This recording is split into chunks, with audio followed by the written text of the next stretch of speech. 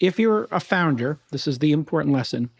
If you raised venture capital before and your team is made up of the people who raised venture capital and failed before, you're like level 1 in terms of fundable. Then if you had an exit and you returned your, if you returned people's money back plus a little bit, you're like level 2. If you had a great return and you returned a lot of their money back, they had a great exit, now you're like level 3. And if you IPO'd or you had like $1 billion sale, now you're like level 4. So if you just like look at those levels of founders, level 0 is you're just new to the game. Okay, go to Y Combinator, Launch Accelerator, Antler, Techstars, et cetera. But once you've raised venture capital before, now you can go to venture capitalists and say, hey, remember when I lost $4 million trying to do this crazy pendant company and it didn't work? Well, now I've got a better idea. And here's what I learned from my pendant company. And, just putting the first 2 stories together, that actually makes you more fundable. This Week in Startups is brought to you by AWS Activate. AWS Activate helps startups bring their ideas to life. As you build and scale your business, Activate credits grow with you to support your changing needs. Apply to AWS Activate today and receive up to $100,000 in credits. Visit aws.amazon.com/startups/credits. Lemon.io. Hire pre-vetted remote developers and get 15% off your first 4 weeks of developer time at lemon.io/twist. And Squarespace. Turn your idea into a beautiful website. Go to squarespace.com/twist for a free trial. When you're ready to launch, use offer code TWIST to save 10% off your first purchase of a website or domain. All right, everybody, welcome back to This Week in Startups. It's Monday. It is September 29th. The summer is over, folks, and soon it'll be snowing, and you will be getting Halloween costumes, Thanksgiving dinner, and putting up Christmas ornaments. Oh my God, how did this happen? It's like the starter's pistol. The only good news for me when the fall comes, you know what that is? What's that, Jason? My Knicks. My Knicks are playing in UAE. And I got invited by many people in the UAE to sit courtside because I am a micro celebrity, as you know. I'm a micro celebrity, a mini celeb. Oh. And so people invite me to sit courtside if they can't get an actual celeb. So they'll start with Timothy Chalamet, they'll go to Ben Stiller, and maybe Ben Stiller, Timothy, I don't know, whatever your bag is, maybe a Kardashian, and then they'll go down and eventually they'll invite me before they sell their tickets. I'm like the last before they put them on stock. Got it. But yeah, the Knicks are playing in UAE. So Thursday and Saturday, I get to watch them in the morning, and I am so excited for my Knicks this season. But you're doing really well. Your Eagles are 4-0. That's great. Absolutely. We're stoked. Now, the context for here, Jason, is that you have some views about Eagles fans that I think you should put on the record and tell everyone in Philadelphia, the founders, the venture capitalists, what you think of them. Oh, it's not like I have like a polarizing view. I don't want to create a Palmer Luckey-like situation, but they're terrible. They're horrible. Worst fans in sports. I mean, they burn things down. They defecate. They urinate. Was this the group that ate oats out of horse dung, I think, when they won? That would not surprise me. But what matters literally, like a guy got on his knees and was like, I'm going to eat that oat out of this horse dung on the street. And then they're climbing up. They're in tighty-whitey underwears on the top of lamppost poles. If these guys go 10-0 or something crazy, 7-0, Philly, they're going to they're going to have to send in the National Guard, which I think, Trump's on a 10-city National Guard tour anyway. So yes. Just skip Chicago and go straight to Philly. But congratulations to them. That's pretty hard to do to start the season off 4-0. It is pretty hard to do. And what's even more important, any Eagles fan will understand this, but the Cowboys, the Dallas Cowboys, the team that claims to be America's football team, is currently 1-2-1. So ha, Cowboys. All right, listen, we got a lot to get to. And Friend.com, I saw that had a lot of main character energy. People were losing their minds over Friend.com. Tell us a bit about this. All right, so Friend is a AI pendant, one of the startups that was founded in the wake of the launch of ChatGPT, when people really wanted to bring the LLM closer to their lived experiences, their life. Jason, Friend.com is a $129 pendant, and basically it's a digital companion. Think of it as something that sends you text messages and kind of is your friend throughout the day. And they're back in the news because they put together an enormous campaign in the New York subway. Here's a picture of it. Here is the CEO, Avi Schiffman, describing this as the largest NYC subway campaign ever. And if you're on the audio version, it has signs like, "I'll never bail on your dinner plans," friend.com. And the gist is, if you don't have enough friends, you can get this pendant and then it'll be your friend. Now, not everyone was convinced. Here's an image of someone who graffitied on the ad, writing, "Surveillance capitalism, get real friends," which is a pretty big diss, but I think also, if you're this company, no publicity is bad publicity. But Jason, I think that our view, or at least my view, is that we don't need to AIify everything. So to me, this seems a little bit outside of my box, but I'm curious if you have a different take. I mean, I have been super critical about persistent recording because, listen, I'm a Gen Xer. I think, I actually care about privacy and the surveillance state, and I have enough scar tissue to know that anything that, and just firsthand experience, anything that can be hacked is going to be hacked. That's just how it is, folks.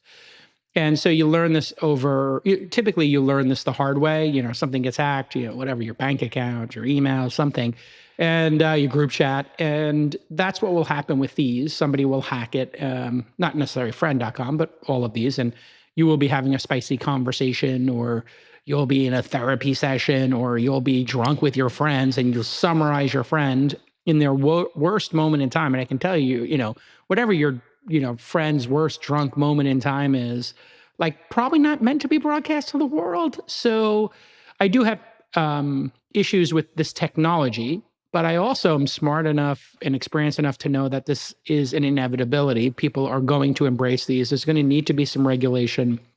I told the story here. I was at a dinner with a friend of mine, and he had one of these note-taking pendants. And a couple of minutes into the dinner, I see like a glowing white LED, not like glowing in a major way, in a minor way. And I was like, "What's that?" And he said, "Oh, it's my AI pendant." And I said, "Oh." And he said, "Is that a problem?" And I said, "I mean, only if you want to remain friends.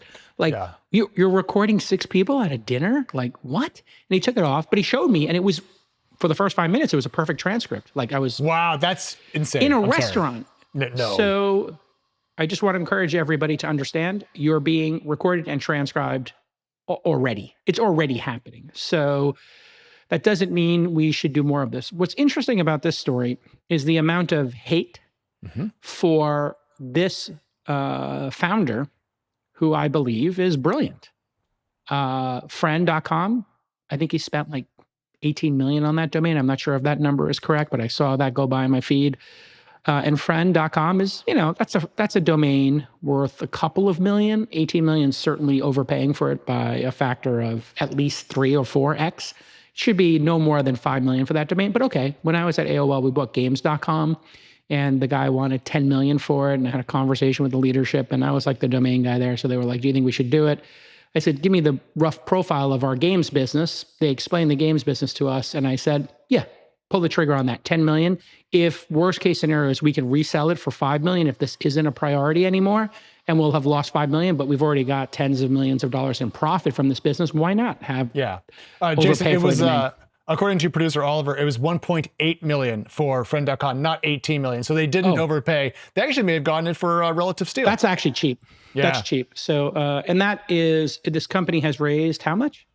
2.5 million that we know of. So a pretty material chunk of that went to that domain. But if you sell a device for... Wait a second. If they did the largest ad campaign in the subway, that had to be millions of dollars. So we need to figure out how much that they must have raised since then. We need to, as producer Claude, to get involved here, because they must have much more money raised. They raised a $2.5 million round in July of 24, and then another 5.4 million led by Pace Capital in December of that year. So we're talking about the first round.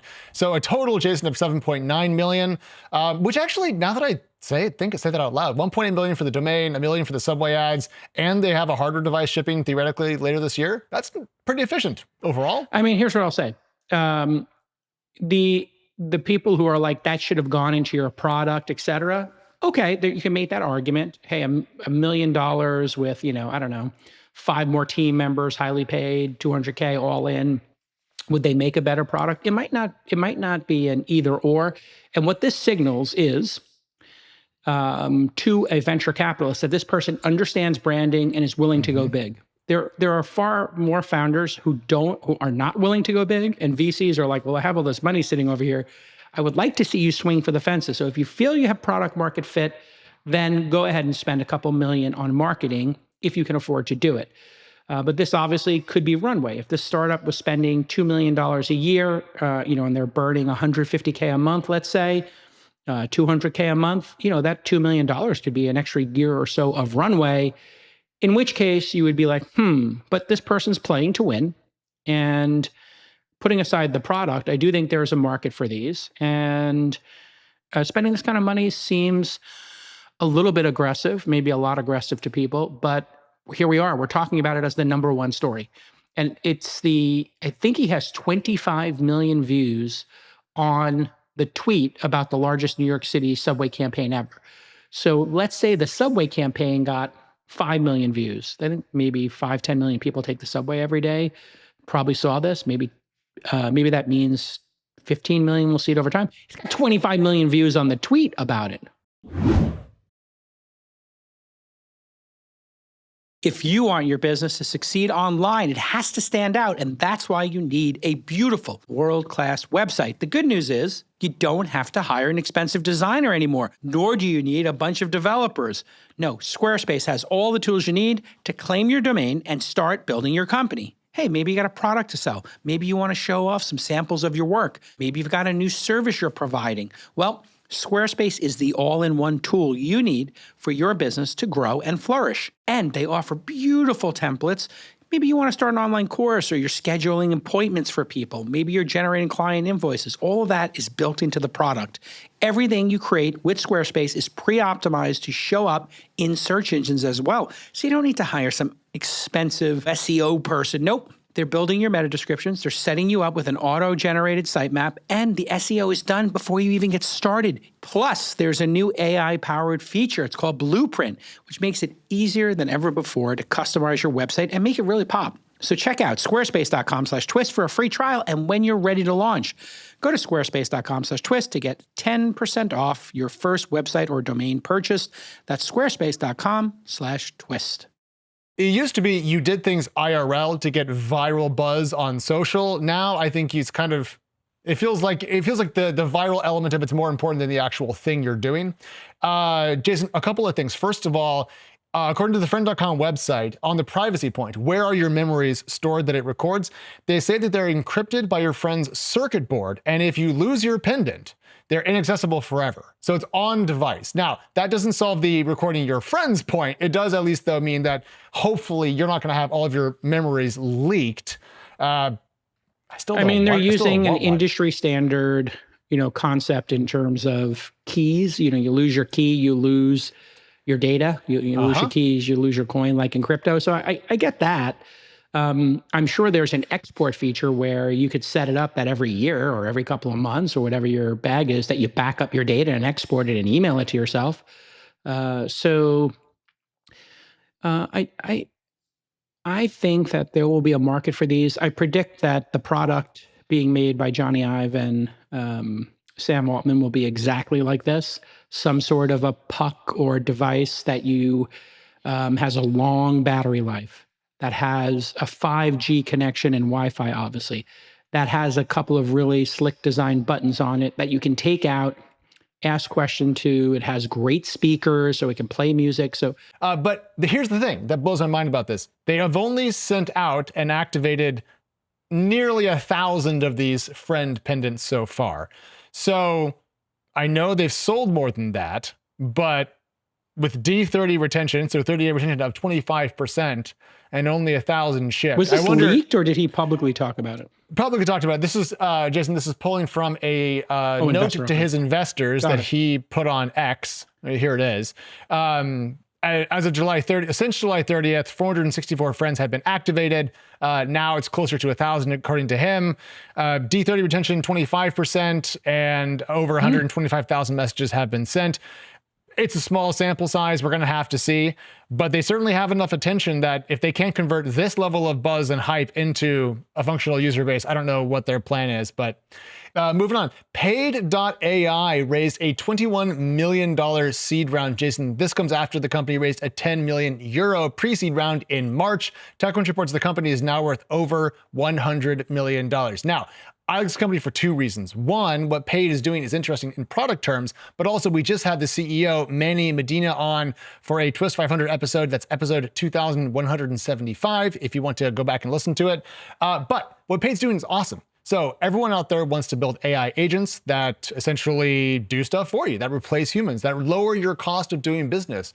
But it's really hard to price them because you don't really want to use a traditional SaaS models, Jason, because that's going to ruin your margins because tokens are both variable in demand and not cheap to generate and then deliver. So what Paid does is tries to help people pinpoint their costs and then price on a per value delivered basis, and therefore allow the agentic economy, if you'll forgive me the phrase, to actually be a profitable business for startups that want to deploy these to end customers. I think it's a cool space, and I think it's really cool that they just raised a bunch of money right after we talked to them. Yeah, I wonder who is actually using this, because I don't know of any AI agents right now out there in the field. I've yet to see somebody like, say, talk to my AI agent, with the exception of maybe customer support. But it feels like something along the lines of Stripe, where you're going to be billing people based on consumption. So it feels like Rails and infrastructure. So the bet you're making here on what really is not a seed and a Series A, this is a Series A and a Series B in terms of numbers. Yeah. You're betting that there are going to be 1 billion agents out there charging for their money, or 1 trillion of them, and that some number of them are going to need Rails. And I guess that was sort of like Stripe's pitch. People need to do commerce on their websites, and you can drop in this JavaScript and we'll manage it all for them. So makes sense. And I wonder if they have early revenue to back up this. Did they talk about their customers at all, or is this all in the clouds? Yeah. Well, during my interview with Manny, so he said that they, quote, broke code in January, February this year. So it's a very young company. I know. I love that phrasing. That. Yeah. Started out with the pilot customer, then now have close to 20 of those, and they, quote, just landed their first enterprise customer last week, now a couple of weeks ago. But yeah, so they appear to have an actual real customer and maybe 24 pilot customers. So very nascent, but Manny Medina was able to raise this amount of money at such a high valuation because he was one of the co-founders over at Outreach, and he was their CEO for a long time. That makes sense. Yeah, and that company was worth 4.4 billion back in 2021. Paid.ai, I think it's a cool company. If agents are going to become big, they'll become big. If agents flop, they will too. But I love a binary bet in startup land. Yeah, I mean, when you see $100 million valuation and 30 million raised with one customer, that can be frustrating for, founders who have $1 million in ARR and they can't raise a Series A, right? And so when you see that, always double click and see if this is a successful founder with an exit. If you're a founder, this is the important lesson. If you raised venture capital before, and your team is made up of the people who raised venture capital and failed before, you're like level 1 in terms of fundable. Then if you had an exit and you returned if you returned people's money back plus a little bit, you're like level 2. If you had a great return and you returned a lot of their money back, they had a great exit, now you're like level 3.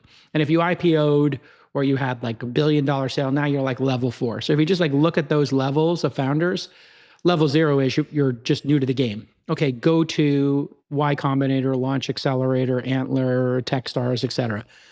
But once you've raised venture capital before, now you can go to venture capitalists and say, hey, remember when I lost $4 million trying to do this crazy pendant company and it didn't work? Well, now I've got a better idea. And here's what I learned from my pendant company. And, just putting the first two stories together, that actually makes you more fundable. And because two things, you've raised venture before and you're a serial team. Those two, man, people look at that. That's why it's important to bring your last team with you. Get the band back together. Almost all of the great bands you've heard of out there, Dire Straits or whoever, they probably played in a band or two before. And then one or two of the best members left the band and then went to another band. And then they started a third band. And that was the band that actually hit. History forgets those previous bands. But yeah, really interesting story. And great job getting that founder on the Twist 500. The twist500.com is where we're tracking the top 500 private companies. The top 500 private companies, and our newsletter, which you can sign up for at thisweekinstartups.com/newsletter. Hopefully that's working. And if that's working, you can sign up for our newsletter. Yep. If you want the newsletter, just go to ticker.thisweekinstartups.com. That's where we talk about the Twist 500 companies because, Jason, they don't get enough coverage. When you're a busy founder, finding a new developer, my God, that can become a full-time job, and you've got enough on your plate. I mean, you're running a startup, but Lemon.io has done the hard part for you already. They've got a crop of pre-vetted developers that they've ensured are experienced, results-oriented, and prepared to make an impact at your startup. And they can work right now at competitive rates. These are skilled, hand-picked devs with a minimum of 3 years of on-the-job experience. And just 1% of applicants are accepted into their program. Lemon.io isn't just recruiting you the top talent that's out there, they're helping you integrate them into your team. If anything goes wrong, Lemon will find you a replacement developer ASAP. And many of our launch founders and Founder University companies have staffed up with Lemon.io, and we always get the best feedback. So go to lemon.io/twist and find the perfect developer or even a tech team in less than 48 hours. And Twist listeners get 15% off their first 4 weeks. Stop burning money. Hire developers smarter. Visit lemon.io/twist. So as we were going to record the show today, Anthropic dropped a new model, Claude Sonnet 4.5. We actually went ahead and had the model itself explain to us what it does and what it does well. We'll get to that in a second. But how meta? Well, no, Jason, how Anthropic actually in this case. Well, yes. I was using meta with the lowercase m. I know. You can't do everything that we're doing without a good paid plan over on Anthropic. So if you want to get Claude up to the level that we have it, you can get 50% off your first 3 months of Claude Pro if you go to claude.ai/twist. That's claude.ai/twist. Now, let's hear what it has to say. Producer Claude says, the big leap is that this is better at writing code. We all know that Anthropic's models have been very popular inside of products like Cursor, so not surprised to see another step here. It's also going to do faster debugging. It's better at the hard work of programming, like refactoring your code, and it has what it calls practical workflow improvements. It says, quote, I'm better at working with real-world scenarios, messy code bases, incomplete requirements, and legacy code. I can help fill in the gaps and make reasonable architectural decisions based on best practices while respecting the constraints you're working with. Not surprised to see Anthropic fire back, Jason, after we saw XAI's Grok Code Fast 1 do so well. Yeah, these teams are working extremely hard. They're in the offices, 996.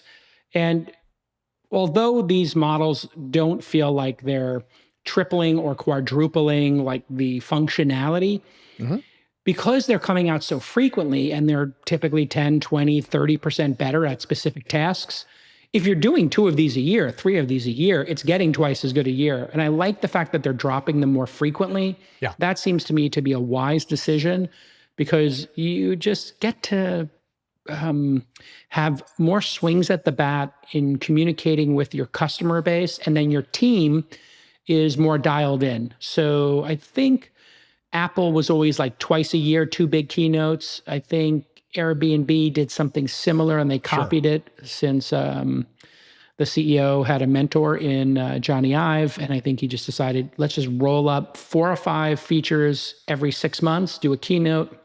And it just gives a cadence to the team where you feel like you're accomplishing something by a date. Everybody gets worked up for it. And yeah. It's like a great management technique. It's a great company cadence technique. And you can then look back and you can start to, not just on a quarterly basis by finances or a monthly basis by your P&L, You can look at the product drops over time and see the impact they're having. And you can also then measure your team. Hey, is the team picking really good things for each 6-month sprint? Or are they picking vanity things? Are they picking what matters? And here, everybody knows that like code is the big piece. And that, and workflows, those are two major pieces that people are using. So you can then give examples to your user base. Hey, coders, here's what you can now do, refactoring, et cetera. And then, hey, for people who are doing workflow and are using this for their, customer support or their sales function, here are new features you can implement. So it keeps a dialogue alive with your key constituents. And I think that's what's starting to happen here. These companies are starting to get into buckets. Okay, for people doing, X, here's the team working on X, here's the team working on code, here's the team working on workflow, here's the team working on images, and then that will become personas. Designers, finance people, lawyers, accountants, service people writ large, coders, product managers. And that means this is all going from very theoretical and open-ended platforms to very verticalized software. That's what we're seeing here is the verticalization as we hit 4, 5, 6 versions of this software is more application layer functionality. I think it's great. Yeah, to that point, they also teased a new thing called Imagine with Claude, which it seems to be almost like a vibe coding service from them. So going up into the app layer there. But I want to just highlight how quickly things can change, Jason. We talked about the Grok code model when it came out, and I've been keeping tabs on its market share over on Open Router, which does hundreds of billions, if not trillions of tokens. So it's big enough to have a market share of material note. But if you take a look at how fast things have changed, this teal right here in this chart is XAI's market share going from very little to 40%, I think, in the latest column. So Anthropic does have real competition on the coding front. I think people are underselling how much of that market XAI has taken. So I'm going to be curious to see how much market share Anthropic can get back, at least on Open Router, from the Elon Musk AI company, because they really have done quite well lately. Gotta hand it to them. It's pretty darn impressive. Yeah. At this pace, we're going to see developers obviously become 30% more efficient a year, 40%, some astounding number. Then you're going to see people who are vibe coding or adjacent to developers. Maybe they have the ability to do light coding, but they never took the coding job, which is probably 10 times the 50 million developers in the world. I always hear 30 million, 40 million, 50 million developers in the world. I'm going to start saying 50 million. 50 million developers in the world, I think, will 10x to 500 million. In other words, we're going to go from, if there's 7 or 8 billion people on the planet, what's the number, 7 or 8? Right now it's less than 1% of the planet is a developer. It's going to go to 5%. And 5%, times 7, 8 million people, 350 million developers, 400 million developers. That's going to be a very different world, folks, a very different world. And that doesn't count having the other 95% be able to vibe code or another 10% be able to vibe code. I'm leaving vibe coding out of that. I'm doing developers as a dedicated career, and the next group of people who are developer adjacent and just haven't had the focus level or the aptitude or the time to just go fully into development. Jason, there's a company out there called Circle, and no, I'm not talking about the stablecoin company that went public earlier this year. This is Circle.so. We use this product. We do? Yes. For Founder University, we use Circle.so. It's a community platform, and it's also really good at putting in your curriculum. So you can have here's our curriculum, here's chat rooms. So think of it as a place to bring a community together, to function as, like a course. So it's kind of like a course combined with a chat room, combined with Slack. Yeah. It's very good. We like using it. We are considering moving off of it because we just love we love Discord and we love Notion. And so there's this tension. Do we use a full application like Circle where people have to learn to use it again? Or do we use something people already know, like the Notion Discord combination or Notion plus Slack? But Slack charges you for every person.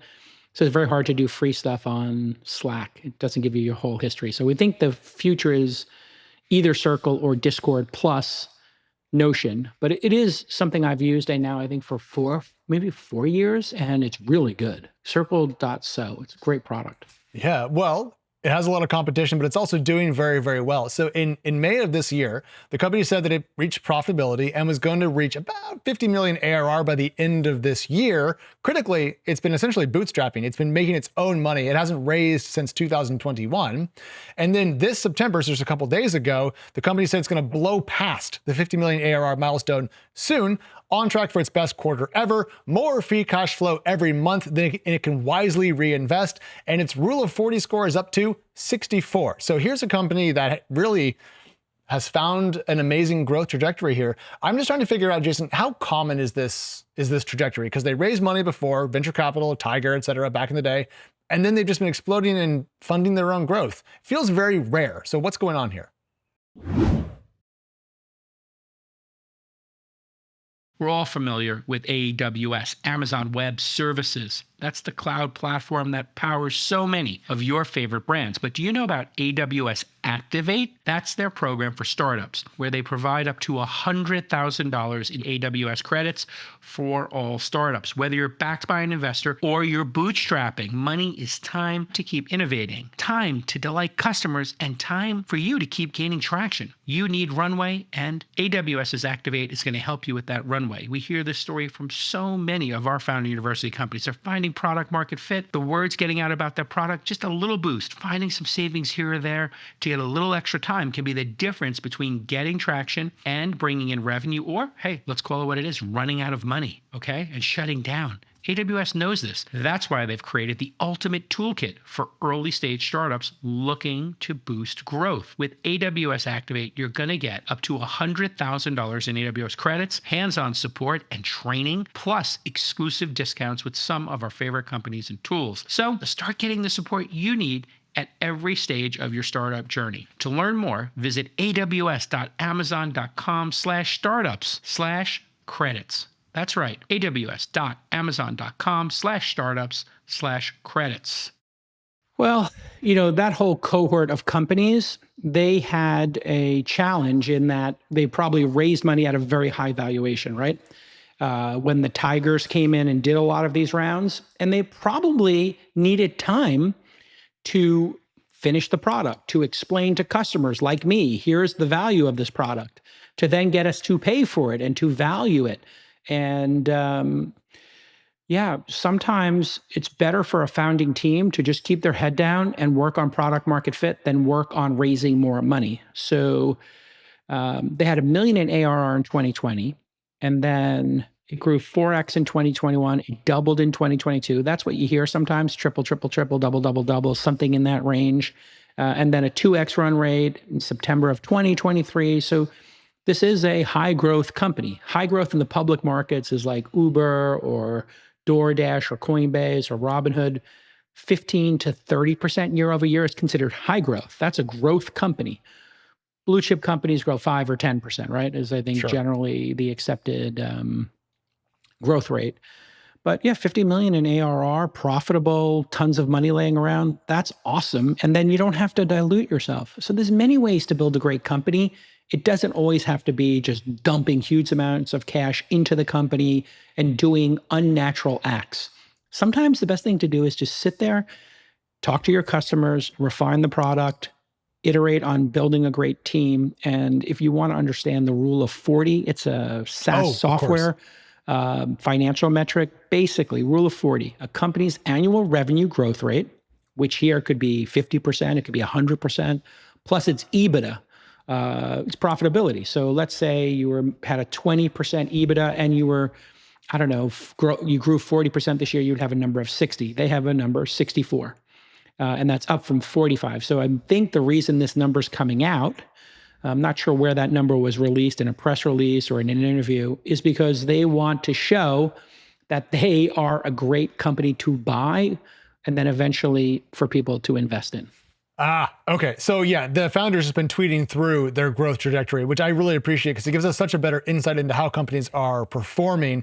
On the Rule of 40 point, Jason, I have heard different things from different people about what should count as profitability. Some people like operating cash flow. Some people prefer EBITDA. Some people claim it really should be GAAP net income. Is there a standard in startup land that people should stick to? I think as long as you explain your math, you show your work is the way to do it. Most people will be able to figure it out. Sometimes you have one-time transactions that occur on a balance sheet of a startup that can just distort things. Let's say a founder got bought out, so you use 10 million of your profits that year to buy some early shares and then you retire them. How do you put that in? So you'd probably separate that out and you just say, hey, here's the gross profits, or here's what our EBITDA would have been, if we hadn't done this office build out or bought out this lease, whatever it is. So the growth is the growth. That's easy. So if the growth is 30%, great. And then, you can back of envelope, explain away your profitability. And if you get over 40, man, it's hard to fake. That's what's nice about that number is it's hard to fake. If you had 0% profitability, 0% EBITDA, but you were growing 50% year over year, people will be like, okay, that's fine with me. Eventually, you could stop marketing or cut some growth team or cut salaries and run this business for profits. If it's 50% profit margin business and it's not growing, that'll come out as well. And probably balance. They probably should have a rule of 40 where there's like a third thing, which is, and neither of these represent more than 75%, right? So there's some sort of balance between those two. All right. Well, I like that a lot. But do you think companies today that have you can get to the rule of 40 in a number of ways because you can have high growth and some lack of profitability. Is there currently a unprofitability percentage point that's too high to explain away with growth? I'm thinking about early stage companies here that might be burning a lot of cash, but also growing very quickly. So is there an extreme that's too much? No, that's where you get to your runway. And if your runway is 36 months and you're losing 10 million a year, nobody cares. Now, if your runway is 6 months and you're losing, 100K a month, and if you can get that to 50K a month, now you got a year of runway. People are going to have that conversation. So it really has to do with runway, and then can you raise more money, and how easily can you raise money? Circle could raise money probably easily, depending on what the valuation was when they did their peak ZERP, if they did a peak ZERP type round, which I'm totally guessing here, but 195 million was that round valuation according to PitchBook. 395? No, 195. Oh, okay. So that they could easily raise money again. If they're at 50 million and they're profitable and they're growing, 50 million in revenue times 10 or times 8 is 400 million, 500 million, 600 million. You could probably get a good deal. I think ultimately that product and all these SaaS products that aren't at 500 million are going to be, either becoming acquirers of other companies or they're going to be acquired. And we're going to see a lot of roll-ups like IAC and Barry Diller famously did. A perfect segue to the next thing we're talking about. Menlo partner Didi Das, recently promoted to that role over at Menlo, tweeted out that he's, quote, met with dozens of slop as a service startups that are making millions of dollars using AI to create an endless stream of blogs for their customers to help them with SEO and GEO. They're all growing insanely fast. And then he adds, the enshittification of the internet continues. So I was curious, what companies might fit into that bucket? Jasper does AI generated marketing content. Right Sonic, former YC company, similar thing. Profound, had them on the show. They do GEO and some AI generated content. The thing is, it seems like everyone agrees with you that this is either gross or, in the eyes of many, temporary, that people are essentially taking advantage of a moment in time to make a lot of money. I'm going to go with, okay, what's your question? How do founders tell the difference? Because people are doing well in this sector, but we also don't like it. So I'm trying to just balance out the two. So before dunking on any of these companies, it really depends on how much content and with what type of supervision. I think a lot of these companies are probably the white hat companies that are saying, hey, we're going to help you do this in a better way, so that you don't get dinged with a search penalty by Google or Bing or DuckDuckGo. The people who are doing the slop as a service are probably gray and black hat people, or just gray. And they tend to be just shops that you give them some amount of money, they publish all this stuff, then you wind up getting reported to Google as a slop generator. They see your robots.txt, they see your sitemap, and they're like, okay, this is garbage. And it is a moment in time where identifying AI content is going to become easier and easier. And once they do that, and you don't have an author, and there's like an authorship tag, and that authorship doesn't go back to a social media account of a known person, you're going to start having problems. Google knows who wrote stories. You know, Tech Meme, Gabe has done an amazing job of building a database and semantically understanding who is the author of every article. The New York Times, the Washington Post, TechCrunch, all of these publishing companies, Vox, they know how to put the authorship on there. They know how to put the bio of the person. What's going to happen in the age of AI slop is those writers are going to become more valuable. Those companies that have authorship on them of known people that link to their content, a Substack, for example. If Substack does their job, like the New York Times does, or Beehive does theirs, and they don't allow slop on their platform, then they're going to move up. So there's going to be like a slop rating and a known authorship rating that probably exists in some way today on the latter part, which is known authorship. Google knows who the authors are, just like Gabe at TechMeme built that brilliant site where you can now like go see who, not only like who's the author, but who are the top authors with breaking stories by this category. That data is amazing. I don't know why Google or XAI or somebody doesn't just buy TechMeme for $100 million and call it a day. I mean, not our beloved TechMeme.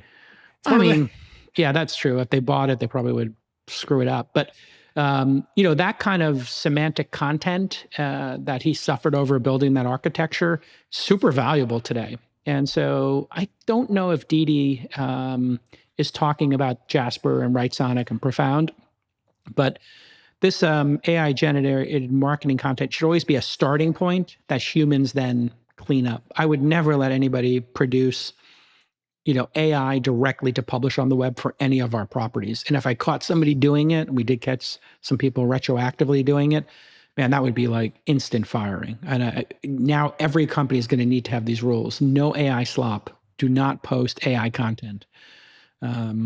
Really, really bad. And we had a story last week, didn't we, about how people feel about work slop? Yeah. So this is becoming a significant issue. People are now hating droids. They don't like the droids. They don't want them in their bar, like in Star Wars. We don't accept your kind here. That's what's happening is people are going to start fighting for humans. And Spotify is going to have to make a decision. Substack is going to need to make a decision. Everybody's going to need to make a decision. Do we want to be a slop shop or do we want to say humans only in here? Yeah, I saw on a heavy metal subreddit that I frequent, there was a AI generated band that people were discussing, and it was the metalcore subgenre, and some people were calling it clanker core. Clanker being a meat space slur for our digital friends, I guess. I don't know how to phrase that. But this is becoming an issue across every single place. I just don't think we're ever going to be able to fully replace humans trying to reach out to humans by putting robots in place of humans doing the actual outreach. But for now, clankers were actually battle droids in Star Wars. So you remember those stupid droids in like Attack of the Clones that had the weird heads and Jedi would like kill them 100 at a time? Those were called clankers by Jedi and by, Were those the ones that had the bubble that went over them in the Jar Jar movie? Yes. Oh, okay. In the Jar Jar movie, yes. They were. Thank you. Yeah. Those are clankers, specific type of droid. Oh, well, I didn't realize it was a Star Wars reference. Yes, no, they should look a banana. Yeah. Yeah, clone troopers hated them. Yeah. So, Jason, we have a couple of companies that we might add to the Twist 500 today. The first one's called Phia. This is known for its founder, Phoebe Gates, has raised money from people like Kleiner Perkins, Kris Jenner, and Hailey Bieber. It's doing quite well. It's a consumer AI breakout, raised $8 million. It's working on helping people find fashion at an attractive price. Not really my domain, but I think people are going to be interested in it. Yeah, it's a Chrome browser extension. People love shopping. I think it's a good candidate for consideration before we add it to the Twist 500. I would want to see who the contemporary set is. So when we do the Twist 500 process, we should look for Phia competitors, established ones and new ones. I think many of the larger LLMs are now incorporating shopping. Specifically, we've got to look at Phia in the context of what Google Shopping is doing. That'd be very interesting. And just compare side by side the results and ask yourself, hey, is the Phia result a better experience? Does it have better content than a Gemini search, or which is basically Google Shopping? That's the way, you know, a venture capitalist would do their diligence on these kind of products, is side-by-side comparison of the results, take out the logos, take out the, you know, the accoutrement of the interface, which still counts, and just say, what blazer did you tell me to get? If I described, I want a blazer between $500 and $1,500 that looks great and is classic for when I go to Nantucket, you know, in the fall for a wedding, boom, and just do those side by side. The second one, Huxe, you know, this competes a bit with OpenAI's Pulse, or what I used to do at Inside, like the Inside Daily Brief. We would just do a short summary of news. People liked it.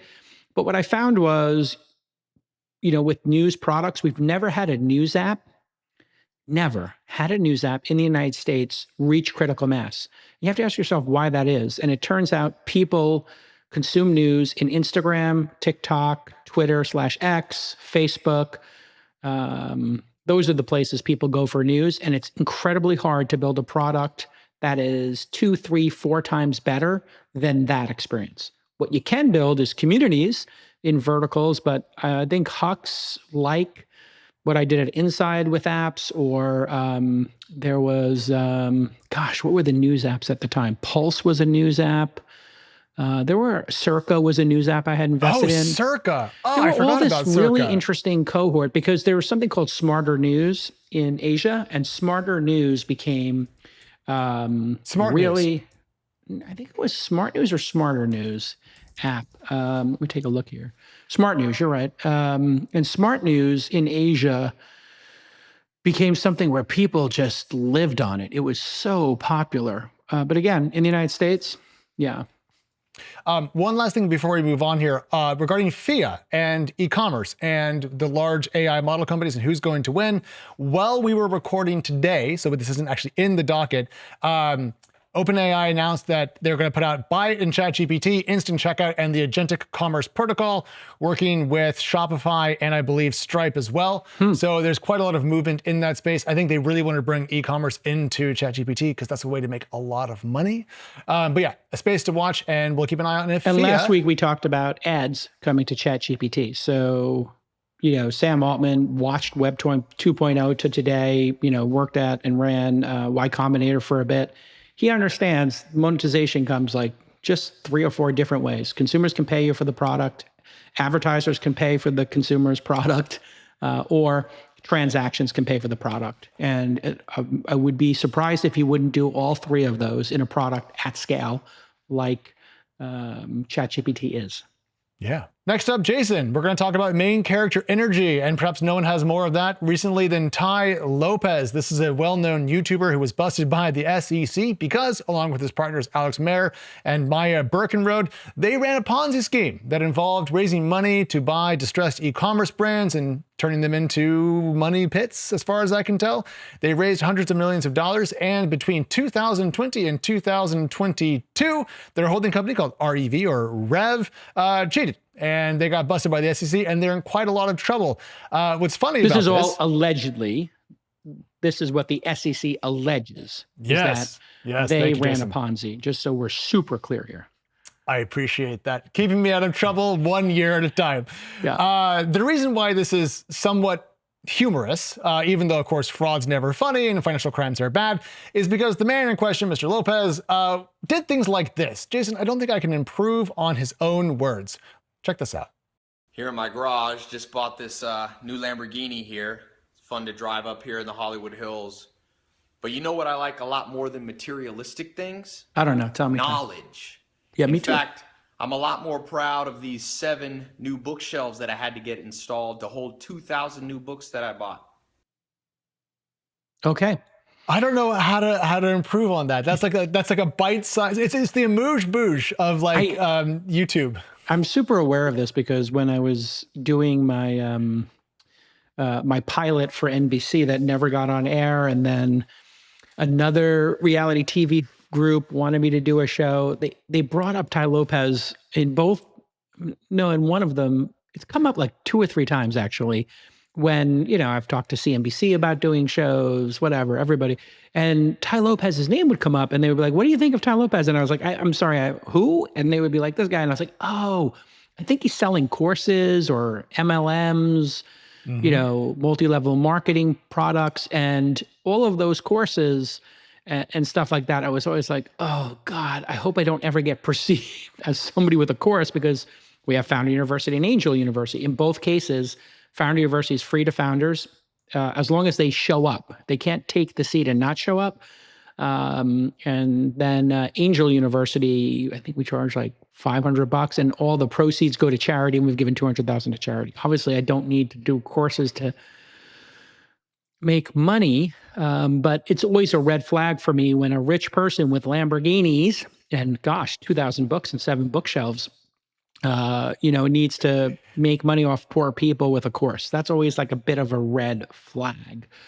So, yeah. And then it was always very weird, like people buying Pier 1 imports or, Radio Shack, these logos. Cause I do remember when Radio Shack went up for auction, somebody was like, hey, should we buy this or whatever in one of my group chats? And I was like, what would be the plan? Because Radio Shack means something to a small niche audience of Gen Xers or older who used to use soldering irons. Those people are all going to be gone. Like, what would you do with it? And I brainstormed with somebody what to do with it. And the best I could come up with was like Maker. You remember that magazine and event series Maker that Tim O'Reilly had sort of done? I was like, make it into a maker space. Yeah. Sell all that stuff in the back, or in the front rather, and then in the back just have classes and let people bring their kids there for STEM classes and how to learn how to build circuit boards or whatever. That's not surprisingly, I'm not surprised by any of this Tai Lopez stuff. Every time you see these people, you should just run. It's really gross. A couple more red flags here, because the Lamborghini part of this is humorous. Yes, if someone's showing off their Lamborghini to make them seem like a person of great business acumen, what they're really showing you is their ability to pay depreciation on an asset that's not even very drivable. Also, the company, REV, was promising people a 25% annual return and a 2% preferred dividend. No, that's never going to be the case. No one's ever going to offer you that kind of guaranteed return. It's fraud. And Jason, they did use some of the money to pay back older investors. They used newer investor money for that. They stole allegedly 16.1 million for their personal use, et cetera, et cetera, et cetera. I don't think humans are ever going to stop falling for Ponzi schemes, but we can at least highlight them when they touch on our space. And this was a pooled investment opportunity into e-commerce, so it kind of lands in our domain. It's fraud, folks. Yeah, it's, I guess that's Madoff style, right? The new investors were paying off the old ones who were trying to redeem their shares. Yeah. Startups are hard and you need to have diversification. I wrote a book called Angel. It's super honest about how hard this is. If you're going to do it, you need to put in 20 hours a week for, call it 3, 4, 5 years during your primary investing. You're going to need to meet with 50 to 100 startups for everyone you put a small check into. And of your 20, 30, 40, or 50 startups in your portfolio, be prepared for 80% to go to zero very quickly within the first 3 years. That's called the J curve. And then if you decide you want to be at this long term, you're going to have a strategy for exiting those investments. That typically takes 10 to 15 years. Yeah. So it's an amazing career if you love startups, if you love entrepreneurship, and you're retired with a bunch of money. I think it's like one of the great jobs being an angel investor for successful accredited investors. But we tell them in the Angel University course, which is based on the book Angel, and like the book is like $10 or $20. So like it's the greatest deal in the world. If you decide not to become an angel investor, because I scared the shit out of you in the book, which I try to do, great. And if you decide to become one, you basically get everything I learned up until that point for $15 or $20. You can go resell the book for half that amount, and it'll cost you $7.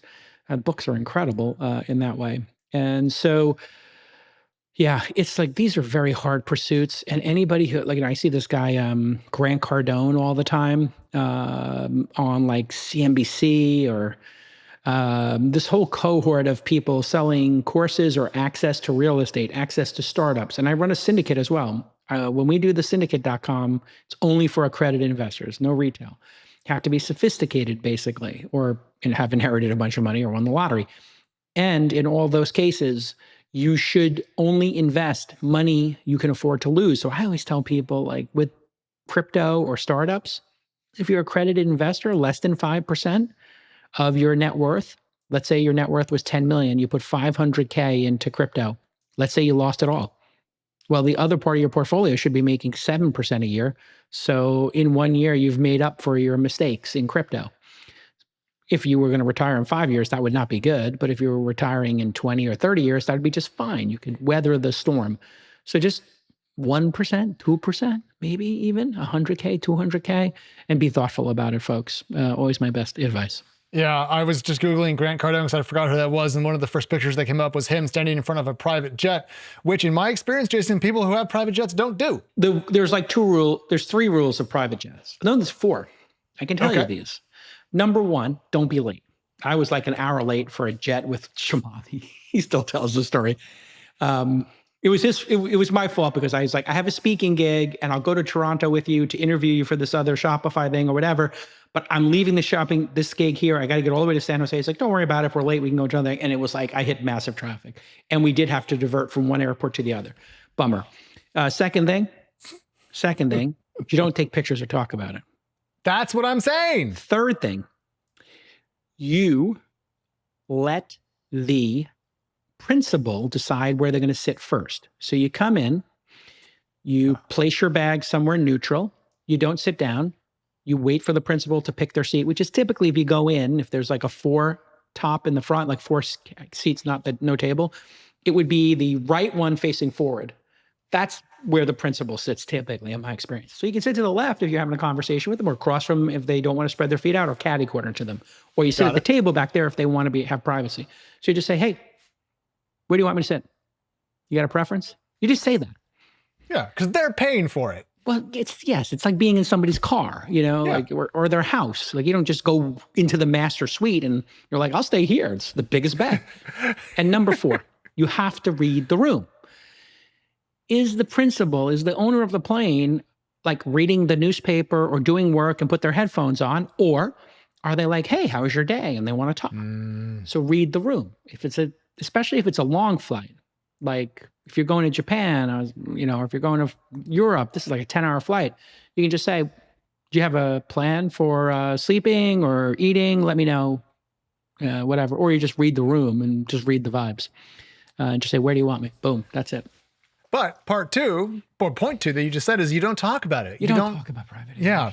So if someone's trying to show you their Lamborghini or them in front of a private jet, red flags, folks. I have been, if I'm being totally honest, looking at planes.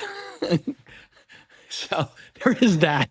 So I may throw all these out, and I might take you to Vegas with me at some point, or drop you off in New York on my way back. But I have been looking at private jets, and I just can't do it. I have not been able to pull the trigger on, only because I'm just still cheap. I still think like a poor person. So I was like, I don't know, man, that seems really expensive. I mean, on the wall of my childhood bedroom, I had a sales brochure that I procured from Dassault Falcon of their 900EX jet. Oh, that's a great jet. A lot of my friends have Falcons, and the Falcon is just also very good per hour operating costs. But the 2 I like are the Phenom 300 and the Pilatus PC24. And there are companies that let you either do a fractional ownership, you can own an 1/8, a 1/4, or whatever, or you can just buy a jet card for essentially 10K an hour is what it comes out to, end of the day. So, if I spend, 500K every 2 years, I have 25 hours, I can do 3 trips or 2 trips or whatever it is, cross country, or maybe 3 regional trips a year. But I don't need it. And I like walking through the airport, Alex. You know why? People stop you and say, Jason Calacanis, exactly. Can I have your autograph? I love people. And I love talking to people. I cannot tell you how many friendships or catch-up meetings I've had in airports. I like walking through the airport. I love going on Emirates airline. In the back, they have a lounge. After I get settled in my seat, I take the business class. I don't take the first class, as you heard on All In this weekend. And the first thing I do is I take my laptop, I go to the back, there's a lounge, there's like a 4-top table, like a diner table. Yeah. And I sit there with my laptop and I get served, some croissant and an espresso and I work. And then people come back, they're like, oh, Jason Galganis. I'm like, yeah. And I'm like, what do you do? And they're like, oh, and I'm like, want to sit and join me? And people are like, are you that guy? Are you weird? I'm like, just love people. So if you see me out, folks, I love people. I love people. If you have courtside seats to a Knicks game, I'll go. I don't even need to know you. This week in startups, Founder University, Launch Accelerator. I'm at Jason. He's at Alex. Email me anytime if you got a great idea for a company. Jason@calacanis.com. Launch.co/apply if you want to apply for a meeting with my amazing team and get that process started. Founder.university is starting in MENA, but I think we picked all the companies. I don't know if you can still apply. MENA.